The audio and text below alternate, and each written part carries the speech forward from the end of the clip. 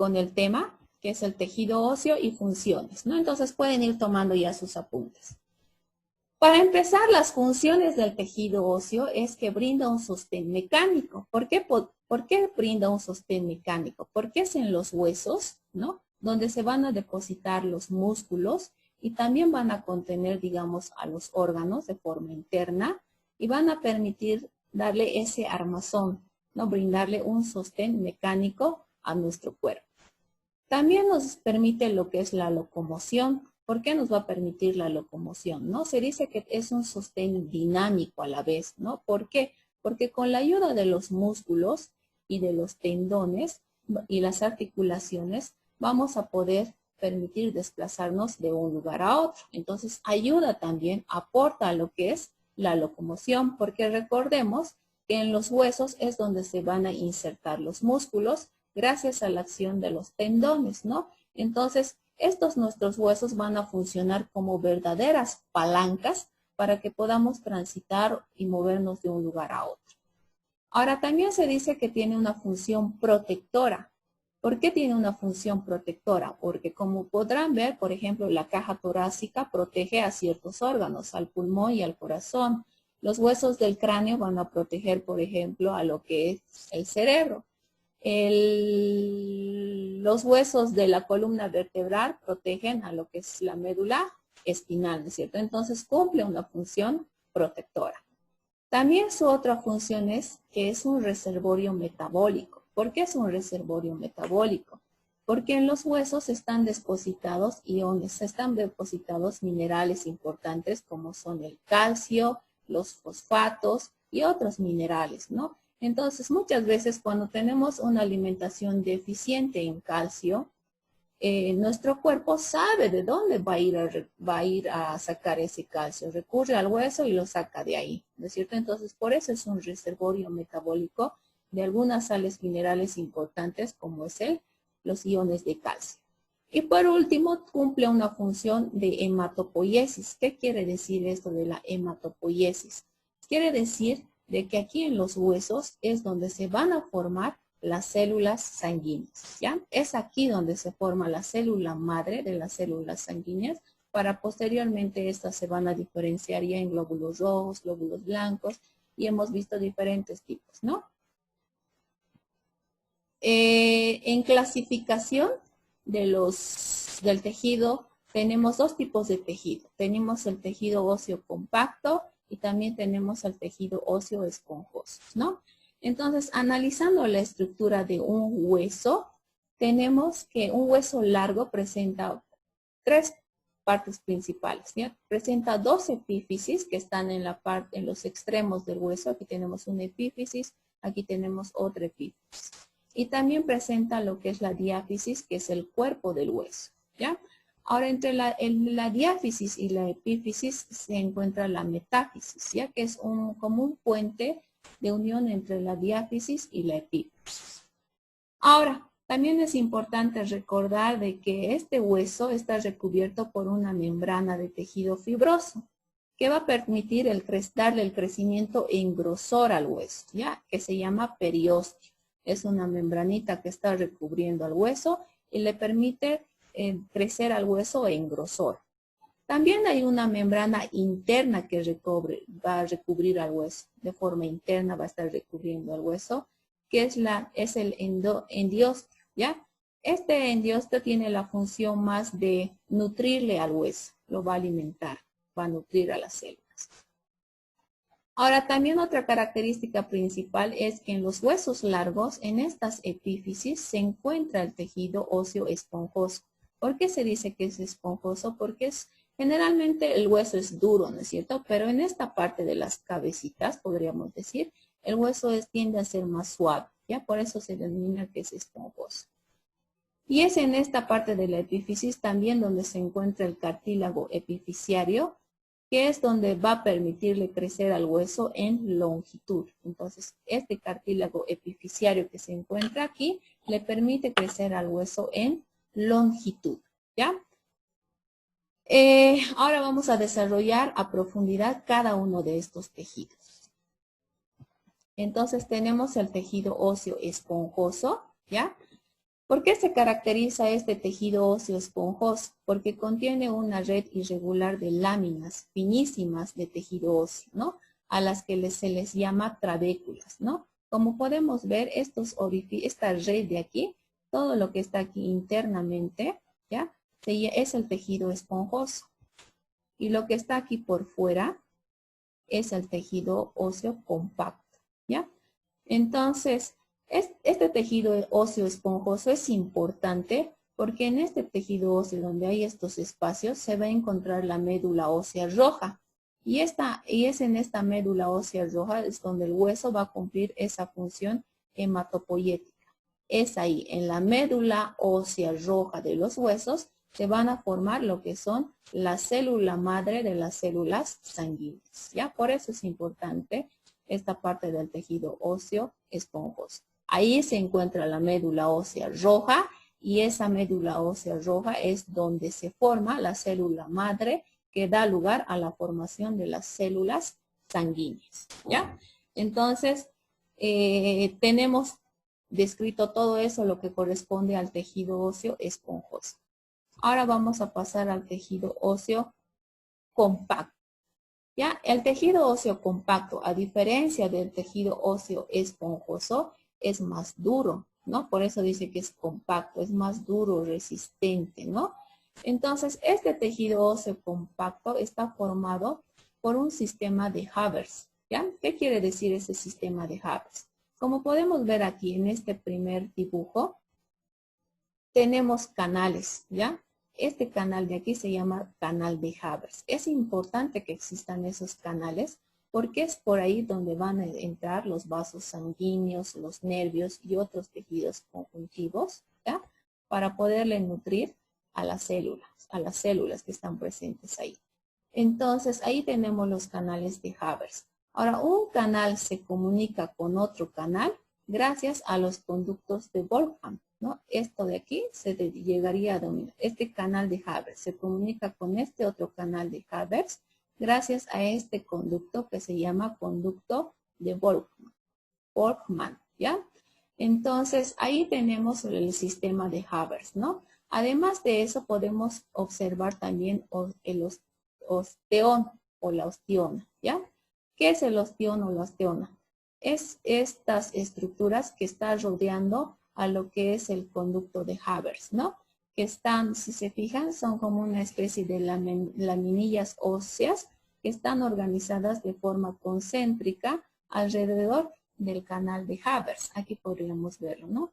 Todas estas, es una laminilla, otra laminilla y una última laminilla. Todo esto es una osteona o un osteón, ¿ya? También entre estas laminillas se encuentran lo que son células y estas células se llaman osteocitos. Aquí tenemos un osteocito, aquí otro osteocito. Y si se fijan, estos osteocitos se están también comunicando entre sí. ¿Cómo pueden comunicarse entre sí? Porque entre ellos hay una especie de orificio también que se llaman conductillos óseos, ¿ya? Esos conductillos óseos hacen posible de que extensiones citoplasmáticas de las células puedan extenderse y así permitan la comunicación entre ellas, ¿ya? Entonces, a ver, resumiendo, el tejido óseo compacto es el tejido, a diferencia del tejido esponjoso, es más duro, ¿ya? Es más duro. En este tejido óseo compacto podemos encontrar varias estructuras importantes, como por ejemplo los sistemas de Haber, que están constituidos por conductos de Haber. Estos son los conductos de Haber, por donde van a transitar los vasos sanguíneos, también algunos nervios, ¿ya? Ahora, ¿cómo se comunica un conducto con otro conducto? Es a través de los conductos de Volkmann, ¿ya? Así se van a ir comunicando entre ellos. Ahora, ¿qué también encontramos ahí? Aquí tenemos un osteón, donde se encuentran laminillas óseas, ¿no? Aquí tenemos laminillas óseas que están organizadas en forma concéntrica alrededor de los conductos de Haber. En estas laminillas concéntricas podemos encontrar lo que son las células, ¿ya? Que son los osteocitos, que son parte de la matriz ósea. Estos osteocitos pueden comunicarse entre sí, ¿no? Gracias a prolongaciones citoplasmáticas, porque aquí también hay perforaciones. óseas, hay conductillos óseos que van a permitir que un osteocito se comunique con otro osteocito, ¿ya? Aquí, por ejemplo, tenemos aquí internamente está el tejido óseo esponjoso, porque miren, tiene más perforaciones. Y aquí tenemos el tejido óseo compacto, que es el que es más duro y el más resistente. Entonces, seguimos. Ahora, en lo que es respecto a la estructura del tejido óseo, está formado. Como estamos hablando de histología del tejido óseo, obviamente tenemos que hablar de sus células, ¿no es cierto? Entonces, el tejido óseo está compuesto por este tipo de células. La primera es la osteoprogenitora. Se llama osteoprogenitora porque va a dar lugar a la formación de estas tres células, que son los osteoclastos, los osteocitos y los osteoblastos, ¿ya? Entonces son esas células que forman parte del tejido óseo. Ahora otra estructura importante es la matriz ósea. Esta matriz ósea está formada tanto por sustancia orgánica y una sustancia inorgánica. La sustancia orgánica está en un 35%, podríamos decir, y la sustancia inorgánica en un 65%. ¿A qué me refiero cuando les digo matriz ósea? Esto es la matriz ósea.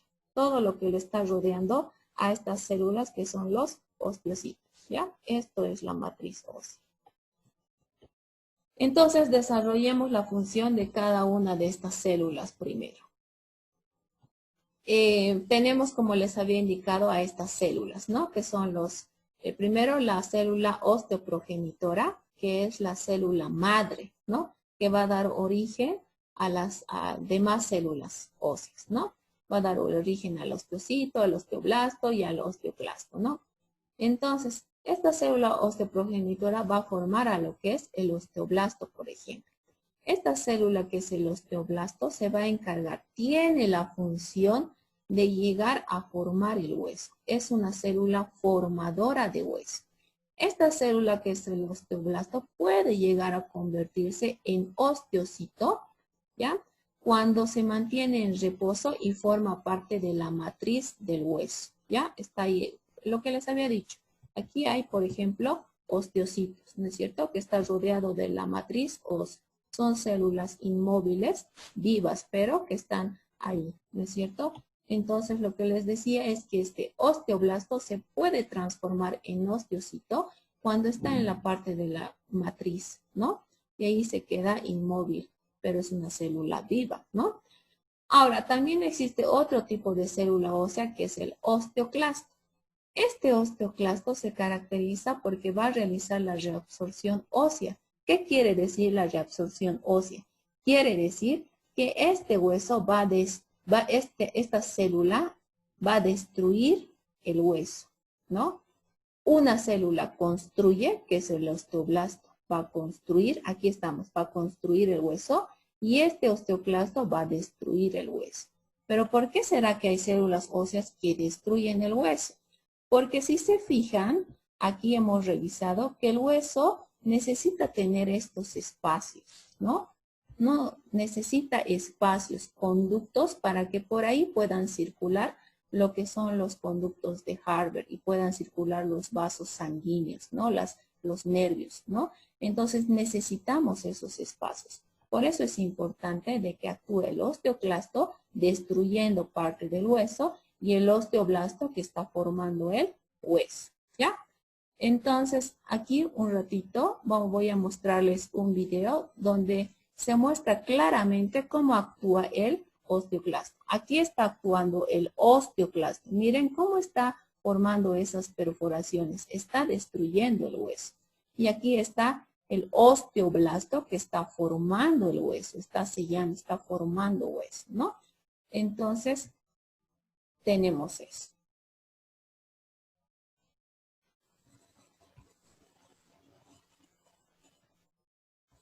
Ya, voy a compartirles el video.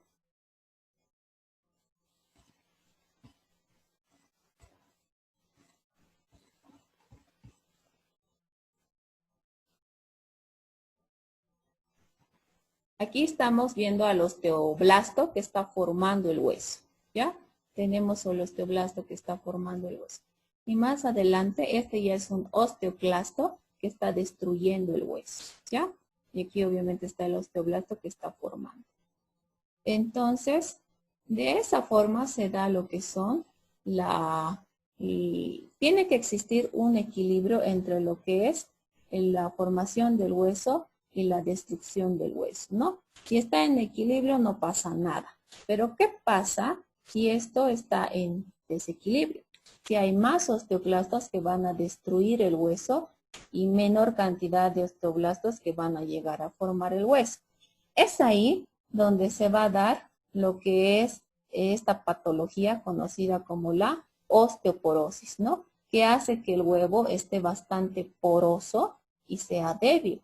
Y ante cualquier golpe, aunque sea muy leve del hueso, este pueda fracturarse, ¿no? Aquí tenemos un hueso sano, como no son aberturas tan grandes, pero este ya es un hueso que tiene aberturas demasiado poroso y hace que el hueso sea bastante débil, ¿no?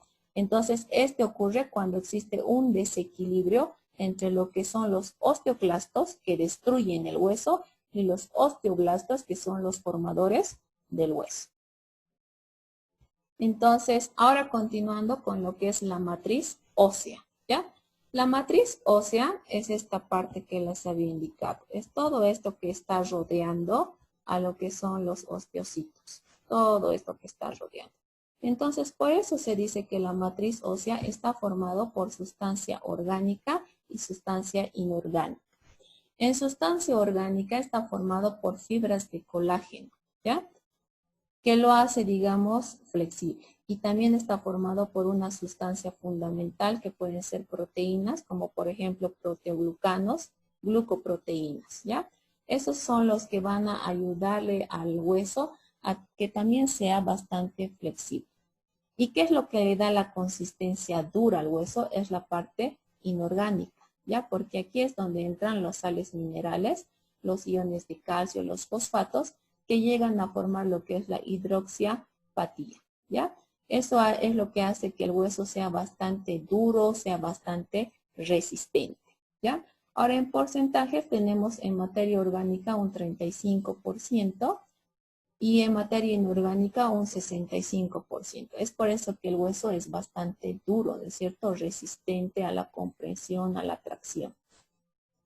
Ahora, entre lo que es la materia orgánica, tenemos un mayor porcentaje de fibras de colágeno, un 90%, y solamente un 10% de lo que son estas proteínas, estos proteoglucanos y estas glucoproteínas, ¿no?